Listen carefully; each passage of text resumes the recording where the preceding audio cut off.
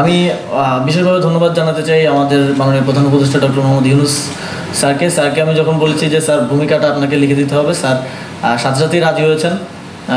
আমি একটা খসড়া করে দিলেও স্যার নিজেই বইটা পাণ্ডুলিপিটা স্যারকে আমি দিয়েছিলাম, স্যার পিডিএফটা পড়ে স্যার সময় নিয়ে সেটা নিজের হাতে লিখে দিয়েছেন, সেজন্য স্যারকে ধন্যবাদ জানাতে চাই। এই বইতে গণঅভ্যুত্থানের সময়কার আমাদের বিভিন্ন সিদ্ধান্ত গ্রহণের প্রক্রিয়া, বিভিন্ন জায়গা থেকে আমরা যেভাবে সহযোগিতা পেয়েছি, পেছন থেকে কারা সহযোগিতা করেছে সেটার একটা সাবলীল বর্ণনা আছে। আমি বইটা লেখার ক্ষেত্রে একটা জিনিস ফলো করেছি যে কে মন খারাপ করলো বা কাকে বেশি বলা হয়ে গেল বা এই চিন্তা থেকে বইয়ে কোনো ফেব্রিকেটেড বা এই ধরনের কিছু যাতে না আসে সেটা আমি সর্বোচ্চ চেষ্টা করেছি রাখার।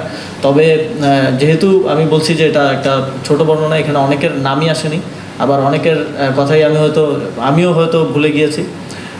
সেই জায়গা থেকে আপনারা এটা ক্ষমাসুন্দর দৃষ্টিতে দেখবেন এবং আমি মনে করি যে সবাই যদি তাদের পার্টটা লেখে, তার অংশগ্রহণের যেই অংশটা সেটা সামনে নিয়ে আসে, তাহলে একটা পূর্ণাঙ্গ ইতিহাস যখন আমাদের সামনে থাকবে তখন আমরা সবগুলো বিষয় দেখতে পাবো। এবং এই গণঅভ্যুত্থানটা সফল হওয়ার পেছনে একমাত্র কারণ হচ্ছে আমি মনে করি মানুষের স্বতঃস্ফূর্ত অংশগ্রহণ।